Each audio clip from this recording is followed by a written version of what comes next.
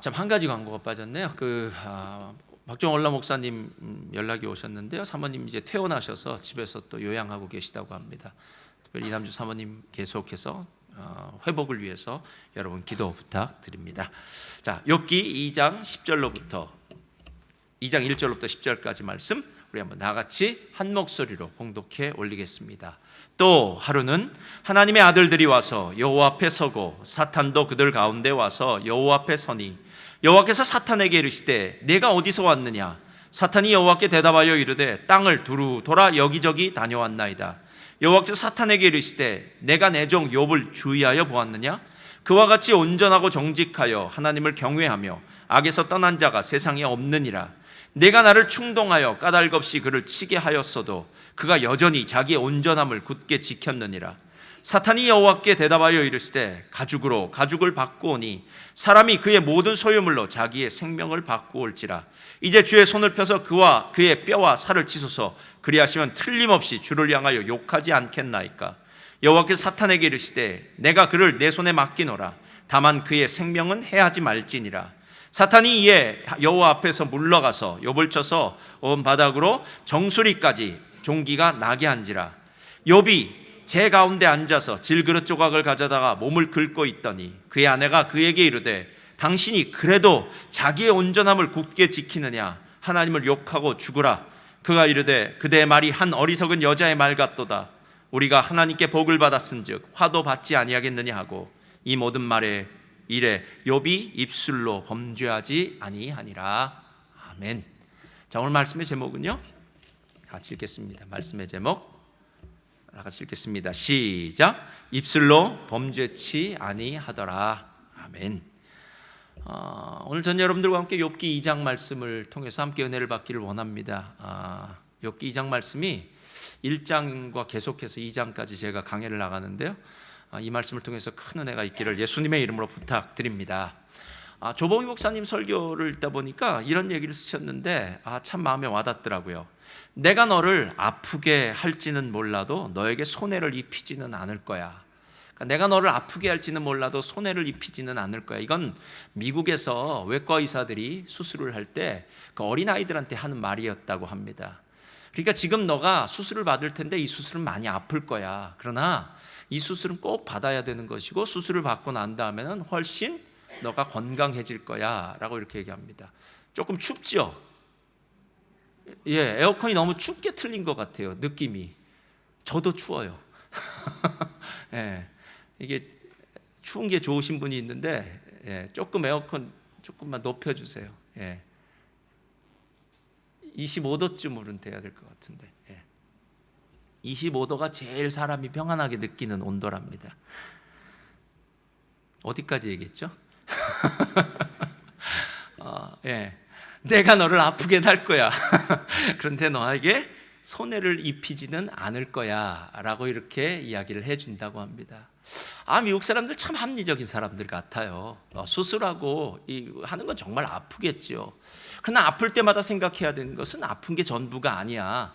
이것을 통해서 너는 좋은 일이 있을 거야 라고 이렇게 이야기를 해주는 것, 어쩌면 이 말을 듣고 난 다음에 아이는 아플 때마다 이 말을 기억하지 않을까라는 그런 생각이 들었습니다. 여러분, 실제로 이 말은 똑같이 하나님이 하시는 말씀은 아닐까 하는 생각이 들었어요. 하나님이 우리에게 고통과 고난을 주십니다. 준다고 이야기하는 것이 좀 어렵다면 허락하십니다. 그러나 그것이 우리들에게 아프게 할지는 몰라도 그것이 우리가 손해가 되게 하는 일은 아니라는 거예요. 그래서 고난받는 것이, 고난당하는 것이 내게 유익이다 라고 이야기할 정도로 고난의 시간들이 어쩌면 나의 인생 가운데, 나의 신앙 가운데는 가장 깊은 하나님의 은혜를 체험하는 시간이고요, 하나님과 교제하는 시간은 아니겠느냐. 즉 하나님이 우리를 힘들게는 하지만, 아프게는 하지만 그것이 결코 나에게 손해가 되지 않게 하신 하나님, 우리는 그 하나님을 믿기 때문에 신앙생활을 하는 것은 아닐까라는 그런 생각이 들었습니다. 오늘 욥기 2장의 말씀이 바로 그렇습니다. 욥기 1장이 정말 우리가 생각하기에도 상상할 수 없는 그런 고난이 욥에게 임한 것, 우리 정도 신앙 된다면 이 정도에선 다 두 손 두 발 둘 것 같은데 욥은 이 단계를 이제 지나서 제2차 요즘 뭐 2차 팬데믹, 3차 팬데믹 뭐 이런 얘기 하는데요. 2차, 3차가 다시 오듯이 다시 한번 고난이 다가오는 것이 바로 오늘 2장의 이야기다라는 것입니다. 1절 한번 보시기 바랍니다. 또 하루는 하나님의 아들들이 와서 여호와 앞에 서고 사탄도 그들 가운데 와서 여호와 앞에 서서라고 이야기해요. 여러분, 또 하루는 이라는 말이 1장과 2장에 3번 연거푸 나옵니다. 1장 처음에 이 이야기가 나올 때는 언제였냐면요, 하루는 하나님 앞에 사탄과 그리고 천사들이 함께 모여서 천상회의를 열었다 하는 그날이 바로 하루는이었던 날이에요.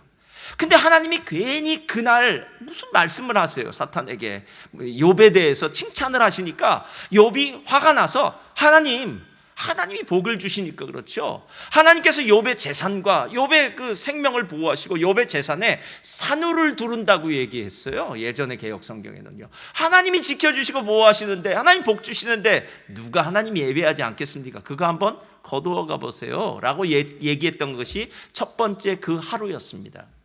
두 번째 하루는 어떤 하루였느냐면요, 그 천상에서 회의되었던 그날이 실행되는 하루입니다. 하루는 욥의 아들들이 맏아들의 집에서 먹고 마시며 잔치를 벌일세. 그 하루 욥에게 있어서는 정말 인생에 지우고 싶은 그 하루가 시작됩니다. 가지고 있었던 모든 낙타, 소, 양, 나귀는 다 빼앗겨 버리고, 그리고 그 자녀들은 대풍이 불어서요. 지붕이 무너져서 그 자리에서 모든 자녀들이 즉사해버리는 일, 바로 그날 그 하루입니다. 근데 오늘 2장 1절을 보니까 또 하루가 나와요. 여러분, 가끔 우리가 트라우마라는 거 있지 않아요? 어떤 이야기나 어떤 사건, 어떤 상황이 되면요, 우리는 오버하면서 막 반응할 때가 있습니다. 왜냐하면 내 삶 가운데 있었던 어떤 안 좋은 기억들, 경험들이 있기 때문에 그런 상황이 되면 우리는 오버로 그런 일에 반응을 할 때가 있습니다. 뭐 트라우마라고도 이야기합니다. 여러분, 욥기를 읽으면서 그 하루라는 단어는 어쩌면 트라우마 같지 않을까요? 하나님이 하루는 이라고 얘기한다면요, 그날은 둘 중에 하나입니다. 하늘에서 나를 향한 무슨 계획이 벌어지는 날이고, 하루는 이라는 그날은 그 계획이 나의 삶 가운데 실행되는 날이에요. 근데 다 힘든 날이에요. 여러분, 왜 하나님께서 오늘 이렇게 욥의 인생 가운데 고난의 끝을 내지 않고 계속 고난으로 이어가게 하시고요, 더 깊은 고난의 길로 나아가게 하실까요? 저를 따라하시기 바랍니다. 사탄이 어떤 존재인지를 확인시켜 줍니다. 이것 때문에 그래요. 이게 결론이에요. 여러분, 오늘 우리가 좀 사탄에 대해서 한번 볼게요. 사탄이 어떤 존재인지를 확인시켜 주기 위해서요. 제가 보통 사람들 중에서 참 이 사람 무섭다, 이 사람 대단하다라고 하는 사람은 어떤 사람이냐면요, 목표를 하나 정해놓으면은 그 목표를 위해서 끝까지 매진하는 사람이에요. 그러니까 무슨 일이 있어도 그 목표를 달성하는 사람이에요. 중간에 누가 뭐래든 어떤 일이 벌어졌든 뭐 달성하는 사람이에요. 그것이 좋은 일이건 나쁜 일이건 그건 두 번째로 놓고라도요, 그 일을 달성하는 사람이에요. 근데 사탄이 그런 존재예요. 사탄은 죽이고 도적질하고 멸망시키는 일에 있어서는요, 절대로 쉬지 않습니다. 예수님이 광야에서 사탄에게 시험을 받을 때에 사탄이 완전히 KO패를 당해요. 근데 성경은 뭐라고 이야기하냐면, 사탄이 떠났더라가 아니라 그 앞에 두 글자가 붙어요. 잠시 떠났다. 여러분, 정말 대단하지 않아요? 예.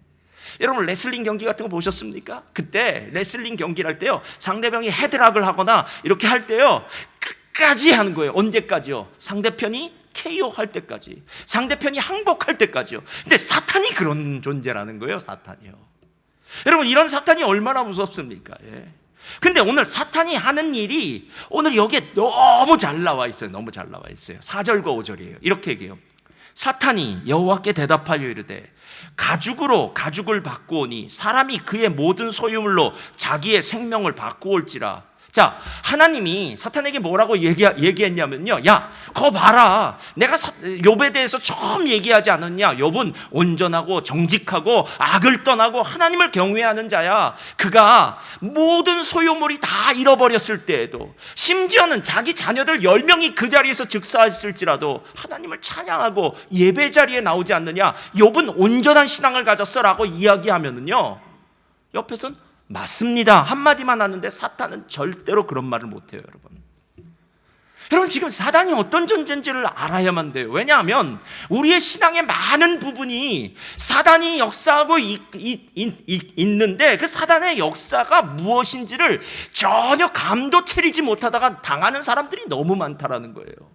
부부끼리 왜 싸웁니까? 가정이 왜 불행해집니까? 왜 사랑하는 공동체가 이렇게 힘들어집니까? 여러분, 이게 하나님이 하신 일입니까? 사단이 한 일입니까? 여러분, 실제로 사단이 슬쩍 한 번만 지나가 버리면은요, 거기엔 분명히 무언가 남게 돼요. 제가 일부 예배 때도 얘기했는데요, 저 예전에 살던 집에 처음 살던 집에 벽이 무너져서 옆집에서 벽을 하루인가 이렇게 새로 보수한다고 옆집과 저희 집이 그냥 무사 통과되는 벽이 없었던 데가 있어요. 근데 무슨 일이 벌어진 줄 아세요? 옆집에서 닭이 온 거예요, 우리 집으로. 그래서 잡아먹지 않았습니다. 남의 알을 놓고 갔으면 얼마나 감사했겠습니까? 근데 이놈이, 죄송합니다, 이 단어를 사용해서 똥만 싸고 갔어요, 우리 집에서. 근데 우리 집은 텃밭도 아니기 때문에 닭똥도 필요 없었어요. 그때는 잔디밭이었는데요. 그래서 제가 그런 생각이 들어요. 야, 옆집 닭이 왔다가 간 흔적이 이 닭똥이구나.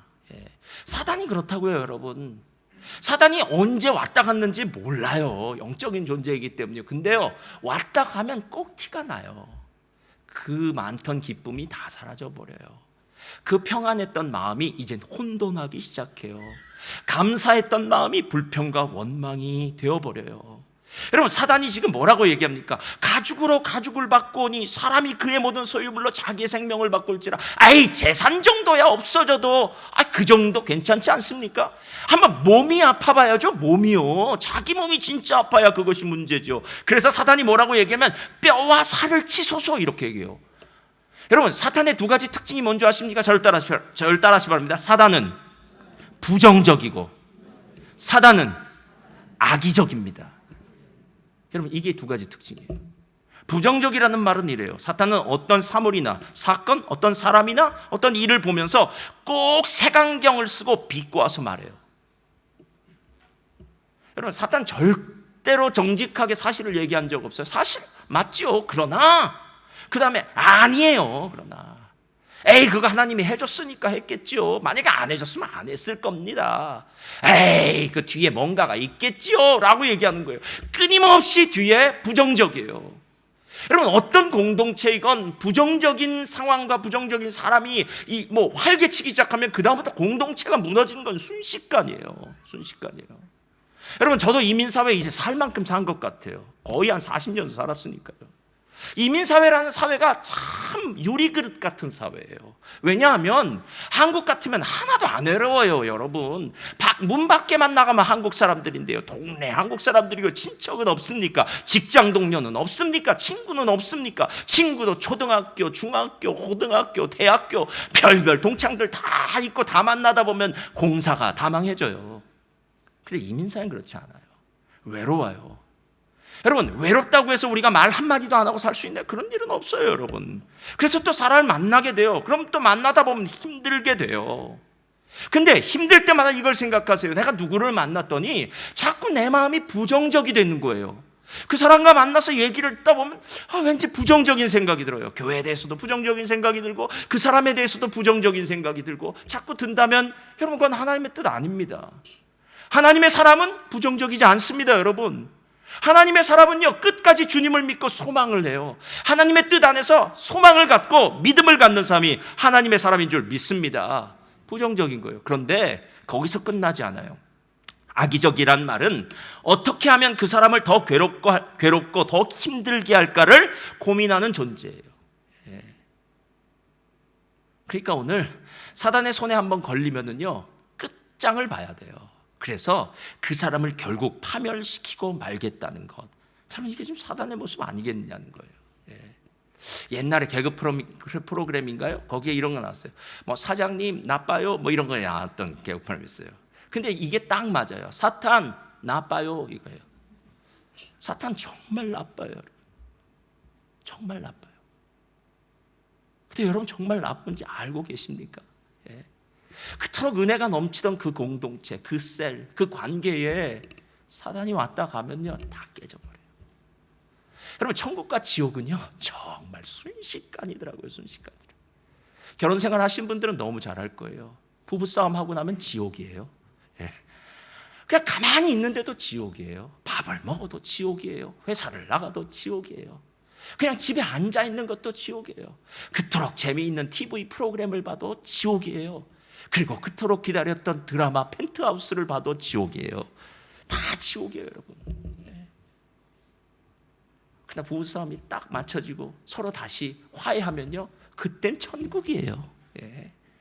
그땐 천국이에요. 무엇을 먹어도 무슨 이야기를 해도 천국이에요. 여러분, 천국과 지옥은 순식간이에요. 순식간. 그런데 왜 천국을 누려야 될 사람이 왜 지옥 같은 삶을 살고 계십니까? 그 이유는 사탄이 지금 우리 가운데서 역사하기 시작했고, 우리 부활내동이라고 하잖아요. 그러니까 사탄에게 의해서 우리가 움직여지는 거예요. 나도 모르는 사이에 계속 움직여지는 거예요, 여러분. 제가 오늘 이렇게 생각을 해봤어요. 적어도 욥은 지금까지는 사탄의 이런 모습에 대해서 별로 생각하지 않았을 거라는 생각이 들었어요. 왜냐하면 신앙생활을 너무 잘했으니까, 하나님이 그냥 복을 주셨으니까 지금까지는 사단의 존재, 영적 존재에 대해서 전혀 생각하지 않고 살았을 겁니다. 그냥 편안히 살았을 거예요. 예. 여러분, 지금 뭐 1장에 계속 나와 있는 얘기가 하나님 앞에 열심히 예배드리고, 그리고 혹시 죄를 지었을지 모르니까 자녀들을 위해서 번제를 하고, 하나님 앞에서 열심히 살았을 때 받는 모든 축복, 이 가운데서 하나님 지금 전혀 엉뚱한 일, 욥이 원치 않는 일을 시키는 이유가 무엇이겠느냐라는 거예요. 그것은 욥을 향해서, 욥, 우리의 눈에 보이지 않는 영적 세상이 있어, 이런 거예요. 여러분, 초등학교 1학년에 들어간 아이들은요, 학교 가기를 재밌다고 얘기해요. 왜? 친구들을 만나니까요. 집에서 엄마랑 같이 있다가 좀 놀고 싶은데 이제 학교 가니까 친구들을 만나서 놀기 시작해요. 그러나 여러분, 초등학교 1학년 때 그 학교 가서 재미있게 논다라는 그 개념은 시간이 조금만 지나면 다 바뀌어집니다. 학교는 노는 곳이 아니라 배울 학교 뭐 하는 곳이에요? 배우기 위해서, 공부하기 위해서 모인 곳이라는 것은요, 2학년, 3학년, 4학년만 되면 알게 돼요. 여러분, 실은 사탄이 있다는 이 영적 세계에 대해서 우리가 모르고 있으면요, 정말 문제가 심각해요. 왜 사단이 있는 줄 알아야 되는 줄 아십니까? 여러분, 사단이 교회 밖에서 더 역사하겠습니까? 교회 안에서 더 역사하겠습니까? 실은 사단은 교회 밖에서는 대단한 역사를 안 해요. 왜냐하면 그 사람들은 이미 다 사단의 하수인들인데요, 공중 권세 잡은 사단의 밑에 있어요. 사단이 그 사람들에게 뭐라고 얘기하냐면 이렇게 얘기해요. 야, 너 살던 대로 그렇게 살아. 네 원하는 대로 그렇게 살아. 너 뭘 원해? 뭐 하고 싶어? 해봐. 시간을 사용하든지 뭘 사용하든지 원하는 대로 살아라 라고 얘기해요. 그리고 난 다음에 그 원하는 대로 살라고 말한 다음에는요, 반드시 마지막에 후회하게 만들어요. 내가 왜 이런 쓸데없는 것으로 이렇게 시간을 낭비했지? 왜 인생을 허비했지? 라고 생각하게 해요. 어쩌면 더 바보 같은 일은요, 내가 그토록 열심히 살아서 많은 것들을 쌓아놨는데 죽음이 내 앞에 딱 다가왔을 때 쌓아놓은 그것이 너무너무 아깝더라는 거예요. 내가 죽으면 이 모든 건 누구에게 가지? 여러분, 우리의 인생은요, 정말 공수의 공수거예요. 아무것도 없이 와서 아무것도 없이 가는 인생이기 때문에 이 땅은 허무할 수밖에 없다라는 거예요. 사단은 그 사람들을 일일이 건드리지 않습니다. 사단이 진짜 건드리고 싶은 사람은요, 이 안에 있는 사람들이에요. 교회는 천사들이 모인 곳이 아니에요. 교회는 죄인들이 모인 곳이에요. 그러나 예수님의 은혜로 구원받은 죄인들이 모인 곳이에요. 한때는 사탄의 종들이었는데, 사탄의 백성들이었는데, 어느 날 하나님의 은혜로 인생을 확 바꿔서 시민권을 바꿔버렸다는 거예요. 사단의 나라의 시민권을 갖고 있던 사람이 하나님 나라의 시민권으로 싹 교체를 해버렸어요. 그러니까 사탄이 무슨 생각을 한 줄 아십니까? 옛날에는 우리 사람이었는데 어찌하든지 간에 저 사람을 좀 다시 한번 미혹하고 시험하고 유혹해서 다시 내 나라 백성이 될 수 없을까? 여러분, 사탄이 지금 그렇게 일하고 있는 거예요. 우는 사자마귀가 삼킬 자를 두루 찾아 돌아다니는 거예요. 여러분, 사단은 우리가 신앙생활을 열심히 하려면 할수록 더 역사합니다. 사단은 초신자들에게 역사하는 것과 중신자, 저 같은 사람에게 역사하는 그 역사는 급이 틀려요. 여러분, 급이 틀려요. 우리가 권투 선수들이 급이 있다고 얘기하지 않습니까? 뭐 플라이급부터 시작해서 헤비급까지 몸무게가 있지 않습니까? 왜 급을 나누었습니까? 몸무게가 많이 나가는 사람은 주먹도 세요. 왜? 그 몸이 있잖아요, 여러분. 마찬가지입니다. 사단은 상황에 맞춰서 자기가 공격하고 싶은 사람은 끊임없이 공격해요. 근데 급이 올라가면 올라갈수록 올라간 급에 맞춰서 공격하더라는 거예요. 어느 설교자가 이렇게 얘기했는데 참 마음에 와닿더라고요. 하나님, 성도님들에게 천국을 좀 보여주시옵소서. 그렇다면 성도님들이 천국의 영광을 보면서 하나님을 믿을 것 같습니다. 하나님, 만약 하나님이 천국의 영광을 보여주시지 않는다면 지옥의 모습을 보게 하여 주시옵소서. 그렇다면 그 지옥의 비참한 모습을 보면서 저들이 죄의 길로 가던 길에서 돌이켜서 하나님을 믿을 것 같습니다 라고 이렇게 얘기할 거예요. 여러분, 지금 이 얘기가 그 얘기예요. 지금 우리의 눈에는 천국이나 지옥이 아무것도 안 보여요. 이렇게 살다 보면 다 천국 갈 것 같다고 생각해요. 그러니까 이렇게 살지요. 근데 그렇지 않아요. 누구든지 하나님의 뜻대로 사는 자가 천국에 가는 거예요. 누구든지. 할렐루야.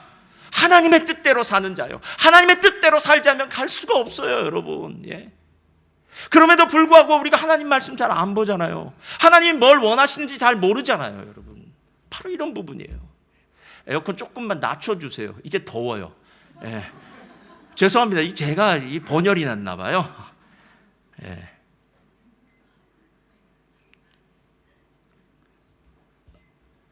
여러분, 욥에게 진짜 하나님이 알려주고자 하는 말이 뭔지 아십니까? 이 세상은 공중권세 잡은 사단이 역사하는 세상이야 라는 거예요. 인도 선교사님 이야기를 들으니까 너무 가슴이 아프더라고요. 인도는 지금 확진자가 40만 명이라고 하더라고요. 하루에 죽는 사람만 3,000명이랍니다. 이게 말이나 됩니까? 우리는 700명 났을 때 세상이 망한 줄 알았어요. 만약 700명 났을 때 세상이 망한 줄 알고 그쪽 동네에다 얘기하면 우린 죽습니다. 눈총 맞아서. 40만 명이랍니다, 하루에. 3,000명이 죽는데 그건 공식적인 통계고 더 얼마나 죽는지도 모른대요. 여러분, 세상은 지금 온통 눈물과 질병과 한숨과 아픔이 끊어지지 않는 세상이에요. 여러분, 왜 세상이 이렇다고 생각하십니까? 이건 죄 때문이잖아요. 그리고 죄의 권세를 잡고 있는 사단의 세력이 믿지 않는 사람들의 마음에 들어가서 계속 죄의 길로 가라는 거예요. 죄는 나쁜 짓 하는 게 죄가 아니라 하나님을 마음에 두지 않고 자기가 주인 되어서 사는 삶이 죄 아닙니까, 여러분? 내 마음대로 살겠다라는 거예요. 하나님이 어디 있어? 하나님 무시하고 사는 거예요. 하나님 없이도 난 잘 살 수 있다고 생각하는 거예요. 여러분, 하나님 없이 진짜 잘 살 수 있을 것 같아요. 우리가 태어나는 것도 우리 마음대로 못 태어났지만요, 우리가 가는 것도 우리 마음대로 못 하더라고요. 그런데 더 중요한 것은 우리가 가고 난 다음에 여러분 어디에 갈지 아십니까? 제가 나이가 드니까요, 사진 찍기가 싫어요. 멀리서 찍기. 왜냐? 하얏튼 50 지나서부터는 사진 찍으면 못생긴 사람이 나오는 거예요. 나는 그렇지 않았는데, 옛날에 사진빨 좀 받았는데 왜 안 될까? 여러분, 우린 늙고 병들고 죽습니다. 이게 세상이에요. 그래서 우리가 살 세상은 이 세상이 아니라고요, 여러분. 이 세상이 아니라 오는 세상이에요. 새하늘과 새 땅이요. 그래서 새하늘과 새 땅을 얘기할 때 여러분, 요한계시록에 이렇게 얘기한다는 거 아세요? 또 그들을 미혹하는 마귀가, 이 사탄이죠, 불과 유황못에 던져지니 거기는 그 짐승과 거짓 선지자도 있어 세세토록 밤낮 괴로움을 받으리라. 사탄이 불과 유황못에 심판을 받아야 되는 때가 있어요. 완벽한 심판이요. 그리고 그를 따르던 추종자들이 있어요. 짝퉁 3인방, 거짓 선지자, 짐승이요. 근데 그들만 심판받는 때가 있는 게 아니에요. 여러분, 그 다음 절이 중요해요.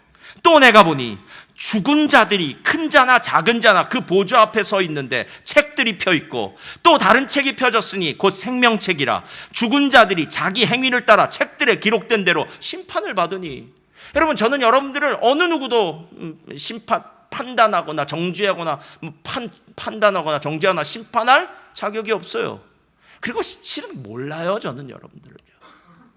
그냥 하나님께서 여러분을 사랑하라고 했으니까 사랑하는 것일 뿐이에요. 저는 어느 누구도 판단할 수 없어요. 판단할 수 없어요. 근데 진짜 판단은 하나님의 심판대가 있대요. 그때 두 책이 펴져 있답니다. 하나는 생명책, 하나는 행위의 책들. 두 가지를 보실 거예요. 하나님이 생명책에 이름이 적혀 있느냐를 통해서 구원의 여부가 결정됐고요, 행위책은 이 땅에서 우리가 살아간 모습들이겠죠. 여러분, 하나님은 정확하세요. 예. 가끔 우리가 계산 정확하게 하는 분들이 있잖아요. 탁탁탁탁 일정까지도요. 하나님 정확하십니다. 여러분, 마지막 그날 여러분 하나님의 심판대 앞에 어떤 모습으로 서시겠습니까? 그때 구분이 되어지는 거예요. 하나님 나라에 갈 사람, 새하늘과 새 땅에 들어갈 사람, 그리고 영원한 지옥에 갈 사람. 그래서 새하늘과 새 땅에 들어갈 사람들이 결정되는데, 그리고 난 다음에 그 사람들의 삶에 대해서 이제 요한계시록 21장 이렇게 얘기하는 거예요. 내가 들으니 보좌에서 큰 음성이 나서 이르되, 보라, 하나님의 장막이 사람들과 함께 있음에 하나님이 그들과 함께 계시리니 그들은 하나님의 백성이 되고 하나님은 친히 그들과 함께 계셔서. 우리 4절 다 같이 읽어볼까요? 시작. 모든 눈물을 그 눈에서 닦아주시니 다시는 사망이 없고 애통하는 것이나 곡하는 것이나 아픈 것이 다시 있지 아니하리니 처음 것들이 다 지나갔음이니라. 여러분, 여기 보세요. 그 나라는 하나님이 함께 계신데요, 그런데 왜 하나님이 함께 계시냐면요, 모든 눈물을 그 눈에서 닦아주시기 위해서 계시는 거예요. 그러니까 이 땅을 살 때 우리가 참 힘들어요. 예수님을 믿는 사람으로 사는 것이 힘들다고요. 그냥 사는 거 말고요. 그냥 사는 건 훨씬 쉬워요. 여러분, 그냥 사세요. 예. 그렇지만 하나님 뜻대로 사는 건 어려워요. 하나님을 잘 섬기고 예배하라고 한 그 뜻대로 예배하는 게 어렵고, 내 이웃을 내 몸같이 사랑하라, 원수를 사랑하라고 말한 대로 살려니까 어려운 거죠. 그럼에도 불구하고 그렇게 살아야 되는 이유는 무엇이냐면요, 내가 지금 힘들고 어려운 거 하나님 아시고 새하늘과 새 땅에서 내 눈물을 그분이 더 닦아주실 테니까요.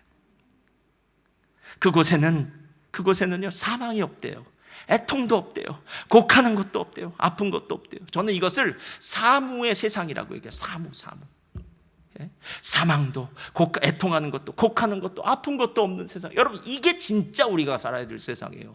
예, 이게 진짜 우리가 소망하는 세상이라고요. 근데 이건 영적인 세상이기 때문에 욥은 이런 생각을 못하고 사는 거예요. 매일 그냥 하루하루를 행복하게 사는 거예요. 주님이 나와 함께 하시니 할렐루야, 주님이 함께 하시니 복받았다, 이 생각하면서 사는 거예요. 야, 욥, 그 정도가 아니야. 네가 진짜 가야 될 세상은 지금 여기 소, 나귀, 낙타 뭐 이런 거 수천 마리랑 사는 이 세상이 아니라 하나님이 원하시는 그 땅, 눈물이 없는 것, 곡하지 않는 것, 애통이 없는 것, 사망이 없는 것, 그곳이 진짜 내가 갈 땅이야라는 영적인 눈을 떠서 그곳을 보여주기를 원했다라는 거예요. 여러분, 우리가 보기에는 우리는 이 정도 되면 괜찮을 거라고 생각해요. 근데 여러분은 어쩐지 모르겠지만 저 자신은 그래요. 야, 이 정도 경험과 이 정도 성경 봤으면, 이 정도 신학적인 공부를 했다면 되지 않을까라고 하는데 아직도 모르겠어요. 아직도 새로운 게 있어요. 정말 대단해요. 하나님의 깊이가 어느 만큼인지 모르겠어요, 여러분. 지금 욥에게 행하는 일들이 그런 일들이라는 거예요. 그리고 나서 사단이 욥에게 공격하는 걸 한번 보세요. 이 7절, 사탄이 이에 여호와 앞에서 물러가서 욥을 쳐서 그의 발바닥에서 정수리까지 종기가 나게 한지라. 욥이 제 가운데 앉아서 질그릇 조각을 가져다가 몸을 긁고 있더니, 드디어 이번에는 다른 도구를 사용하지 않고 사탄이 직접 역사해요. 사탄이 직접 욥의 몸에 무시무시한 종기를 가져다 줘요. 머리부터 발끝까지. 저도 한 종기 해봤습니다. 어렸을 때 저희 어머니랑 같이 서대문에 있는 이명래 고약집 여러 번 갔습니다. 한 몇 주씩. 예. 아시는 분은 아세요. 예. 여러분, 아이고, 옛날에는 약이, 항생제나 약이 잘 듣지 않았으니까 하여튼 고약이 최고였어요. 그러면 뭐 2주도 하고 3주도 하고. 근데 머리끝부터 발끝까지 난 건 어찌 할 수가 없어요, 여러분. 게다가 근지러우니까요. 그걸 기왓장으로 푹푹 긁고 있대요. 근데 여러분, 그거 아세요? 욥이 몸에 문제가 생겨서 이렇게 정말 심각한 고통, 그러니까 재산을 잃었거나 자녀가 죽은 거하고는 또 다른 자기 몸이 아픈 거예요. 근데 침묵하고 있더라고요. 아무 말 안 해요. 제가 이제 알았어요. 아, 힘들 땐 얘기하지 말아야 되겠구나.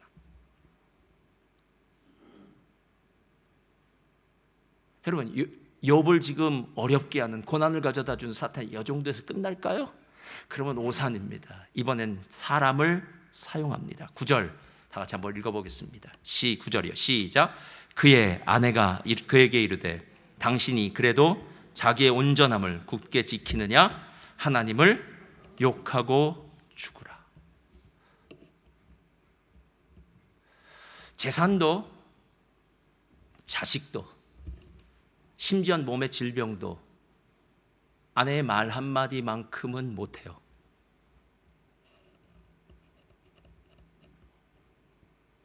사람이 왜 스스로 목숨을 끊는 줄 아십니까? 돈이 없어서 끊지 않아요. 사람이 돈이 없을 땐 도적질을 한다고 그러더라고요. 배가 고프니까요. 그렇게 해서라도 먹고 살려고 해요.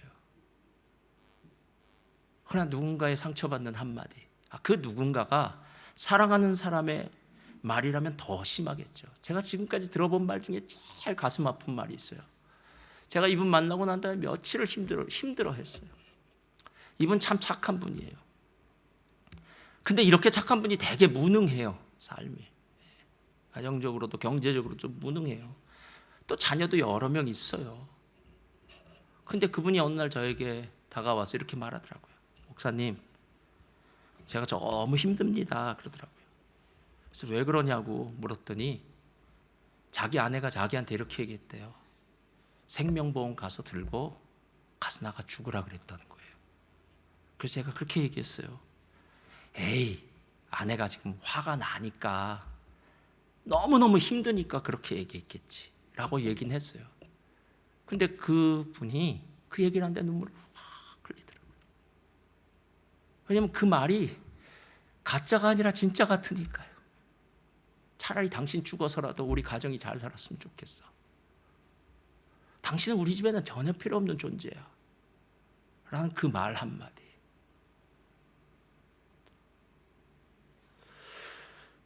여러분, 욥의 아내가 욥에게 자기 온전함을 이래도 지키겠느냐? 하나님 욕하고 죽어! 라고 할 때 우리말로는 이렇게 얘기했죠. 여기에 욕 안 했을까요? 아마 이런 얘기가 아마 들어갔을 수 있어요. 야, 이 미친 놈아. 지금 벌어진 상황 모르겠어? 재산이 없어졌다고. 자식이 다 죽었다고. 너 자신을 한번 봐봐. 머리끝부터 발끝까지 악창이 난. 도대체 하나님이 살아계시다면 이런 일 버리겠어? 여러분, 지금 이 이야기를 하는 아내의 마음은 그랬을 것 같고요. 욥의 마음은 어땠을까요? 야, 내가 진짜 이렇게 나쁘게 살았을까? 내가 진짜 나쁜 놈일까? 난 그래도 잘 살았다고 생각하는데, 하나님 잘 믿었는데, 이웃들에게 그래도 잘 살았는데, 내가 진짜 이럴까? 여러분, 정말 속에서 어떤 마음이 들었을까요? 어떤 마음이 들었을까요? 여러분, 사람의 한마디가 이렇게 무서워요. 이렇게 무서워요. 근데 욥이 이 마지막 네 번째 시험을 어떻게 통과하는지를 한번 보셔야 돼요. 10절 한번 다 같이 읽겠습니다. 10절 시작. 그가 이르되 그대의 말이 한 어리석은 여자의 말 같도다. 우리가 하나님께 복을 받았은즉 화도 받지 아니하겠느냐 하고 이 모든 일에 욥이 입술로 범죄하지 아니하니라. 여러분, 잘 보세요. 조금 전에 자기의 육체적인 질병이 걸렸을 때는, 정말 참을 수 없는 문제가 생겼을 때는 아무 말도 하지 않고 침묵하던 욥이 아내가 말했을 때 뭐라고 얘기하냐면요, 그대의 말이 내가 사랑하는 아내의 말이 아니라는 거예요. 그냥 나를 모르는 세상에 있는 멀리 서 있는 한 여자의 말 같다라고 얘기해요. 만약에 나를 진짜 사랑하는 아내의 말이었다면 난 더 이상 살 의미가 없죠. 여러분, 욥이 얼마나 지금 고통 가운데 있는지 아시겠어요? 근데 욥이 입술로 뭐라고 얘기하면 주신 이도 하나님이시오. 하나님께서 복을 주시지 않았느냐. 그렇다면 화도 하나님이 주시는 거 아니겠냐. 모든 것이 하나님으로부터 온 거 아니겠느냐라고 얘기하면서 오늘 말씀의 주제인 제목인 입술로 범죄하지 아니하니라 라고 얘기해요.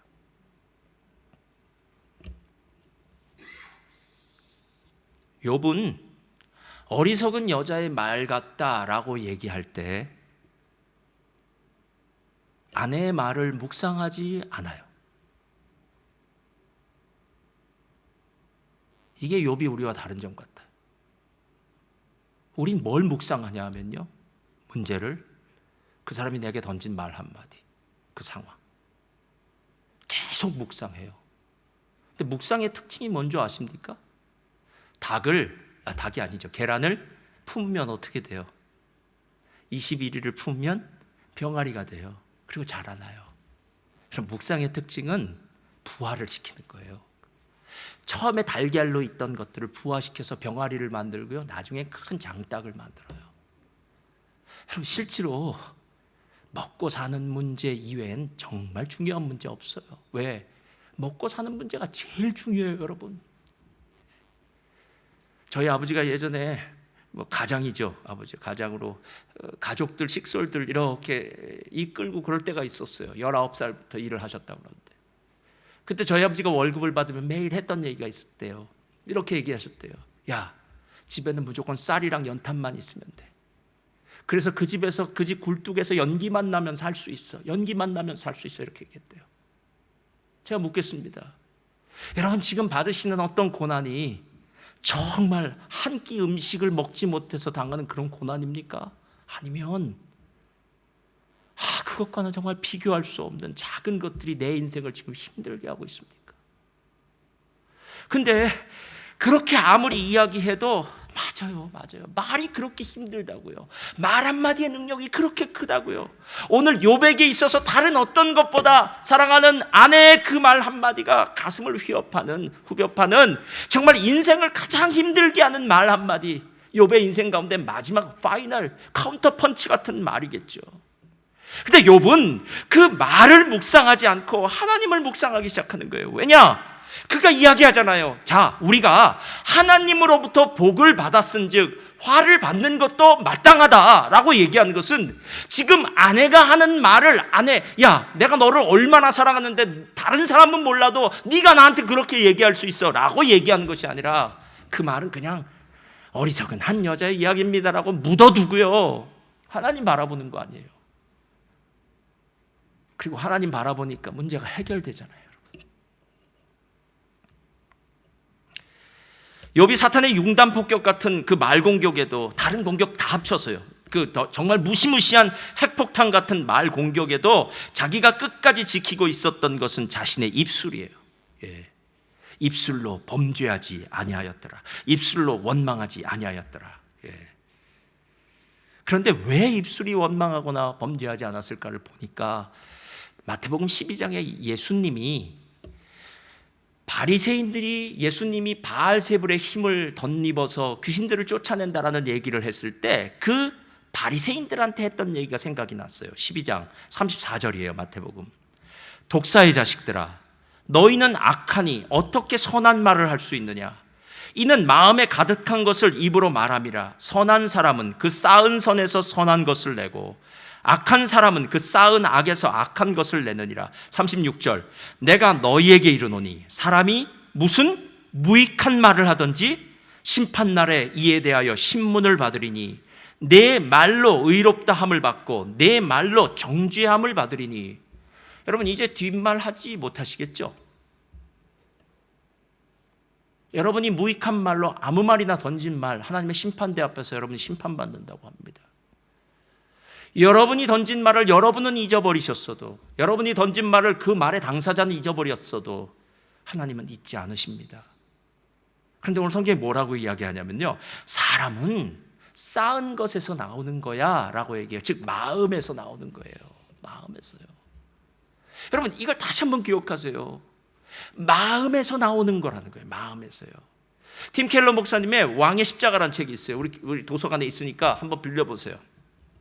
그 책에는 예수님을 처음 믿고 구원받은 한 자매님이 자기의 친구한테 편지를 쓴 이야기가 나와요. 그 편지를 이제 목사님이 이제 적어 놓으셨는데요, 참 의미심장해요. 그 편지에 이렇게 써요. 자기 친구에게, 예수 믿지 않은 친구에게 이렇게 써요.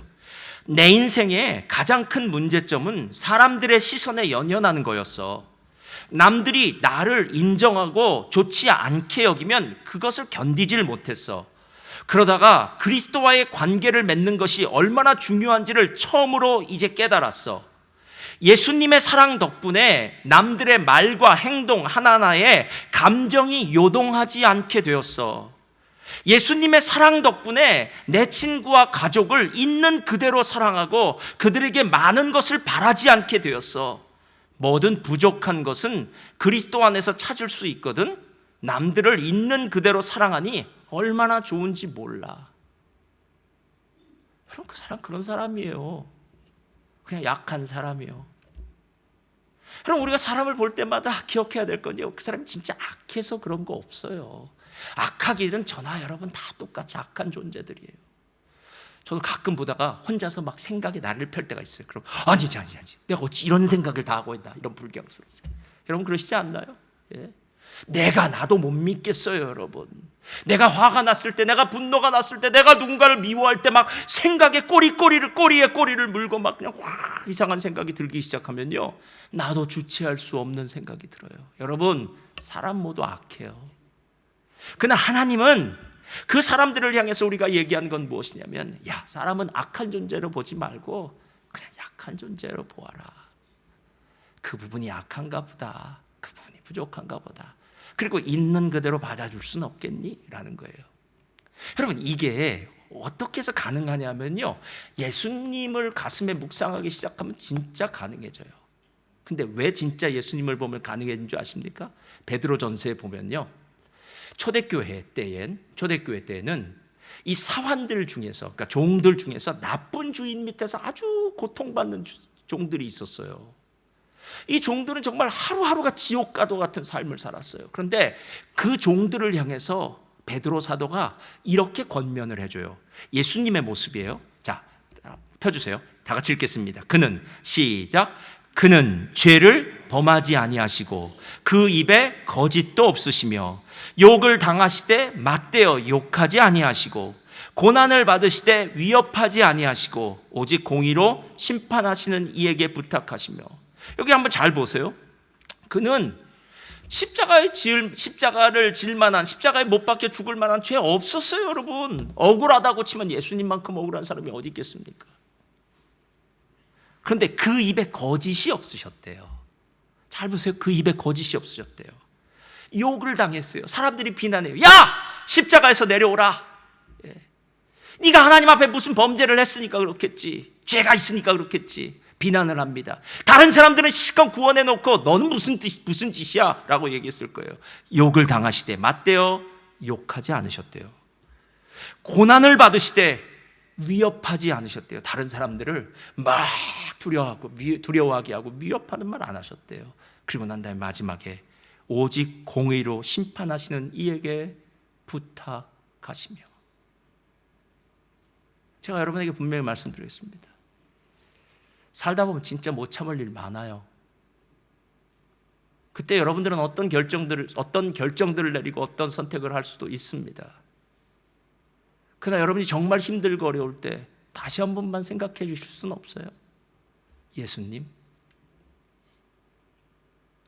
우리 한국 부모님들은 정말 전인격적인 교육은 저기다 버려버리고 하여튼 무조건 1등 하면 좋아요. 100점 맞으면 좋아요. 반에서 이제 자녀가 100점을 맞아왔어요. 그럼 뭐라고 얘기한 줄 아세요? 잘했다는 처음에 한마디하고 두 번째, 몇 명이나 100점 맞았냐고 물어봐요. 그렇죠? 혹시 다 100점 맞았는데 우리 애도 100점 맞은 거 아니냐고 마음에 의심이 되는 거죠. 그러면 얘기해요. 뭐 3명이 맞았다, 몇 명이 맞았다. 그러면 이렇게 얘기해요. 야, 너는 거기에 만족하지 말고 니네 학년에 몇 반이 있으니까 그 중에서 제일 잘해야 돼. 이렇게 얘기해요. 그래서 또 100점을 맞았다 그러는 거예요. 1등을 해왔다 그러는 거예요. 그럼 물어봐요. 그래서 진짜 학교에서 1등을 했다고. 그럼 이렇게 얘기해요. 야, 우리가 사는 곳은 멜번인데 멜번 빅토리아 전체에서 네가 몇 등인지를 생각해 봐야 돼. 와, 부모님 정말 야가요. 그리고 난 다음에 또 빅토리아에서 1등을 했어요. 그랬더니 뭐라? 야, 빅토리아는 작은 주고 뉴사우스 웨일즈가 큰 주야. 너는 시드니에 있는 친구들을 생각해 봐야 돼. 그래서 시드니에 합쳐서 1등을 했어요. 그러면 너 전 세계에 공부 잘하는 애들이 몇 명이나 되는 줄 알아? 뭐 어떻게 하라고요? 예. 여러분, 왜 부모님이 이렇게 얘기할까요? 이유는 한 가지예요. 난 우리 자녀의 잠재적 능력을 믿는다는 거예요. 너 더 열심히 해봐. 할 수 있어. 라는 거예요. 저는 우리 성도님들을 향해서 잠재적인 능력을 믿어요. 근데 여러분들이 기준을 잡기를 너무 낮게 기준을 잡았어요. 뭐라고 기준 잡으면 이렇게, 목사님, 저는 예전에 보았던 어느 권사님 정도만큼 신앙생활 할래요. 그분이 제가 좋으니까 이 사람 정도. 우리 엄마가 참 신앙이 좋았으니까 그 정도 할래요. 뭐 어떻게 할래요? 이렇게. 여러분, 그런 말 하지 마세요. 하나님은 여러분에게 그 정도 신앙을 원치 않으세요. 하나님 원하시는 것은 바로 예수님의 수준이에요. 그리고 욥의 수준이에요. 그게 하나님의 기대입니다. 여러분, 언제까지 어린아기로 머물러 서 계시겠습니까? 이젠 정말 성장해야 될 나이 아닙니까? 욥처럼 고난이 와도 침묵할 수 있고, 오늘 말씀의 제목처럼 입술로 범죄하지 아니하니라. 흔들린 게 아니라요, 그 자리에 딱 버티고 서 있는 거예요. 제가 성도님들에게 부탁하고 싶은 말이 있어요. 성도님들이 우리 교회에서 헌금을 많이 하고 일을 많이 하고 그래서 은혜 받아서 세상 사람들이 온 줄 아세요? 그렇지 않습니다. 여러분, 주변에 있는 사람이 만약 전도를 받아서 이 교회로 온다면 이유는 한 가지예요. 야, 나라면 그렇게 안 있을 거야. 내가 그런 고난을 당했다면 나는 그렇게 안 있을 거야 라고 생각했던 그 고난 가운데도 끝까지 자기 자리를 지키고 끝까지 하나님의 믿음에 흔들리지 않을 때 세상 사람들은 여러분을 보고 깜짝 놀라는 거예요. 도대체 저 안에는 무엇이 있길래 그런 극심한 고난 가운데서도 흔들리지 않을까? 여러분, 세상이 진짜 보고 싶어하는 게 그거 아닐까요? 저는 오늘 저와 여러분의 삶 가운데요, 욥의 신앙, 예수님의 신앙이 우리의 목표가 됐으면 좋겠어요. 그리고 끝까지 그 길로 달려가시는 여러분 되시기를 예수님의 이름으로 축원드립니다.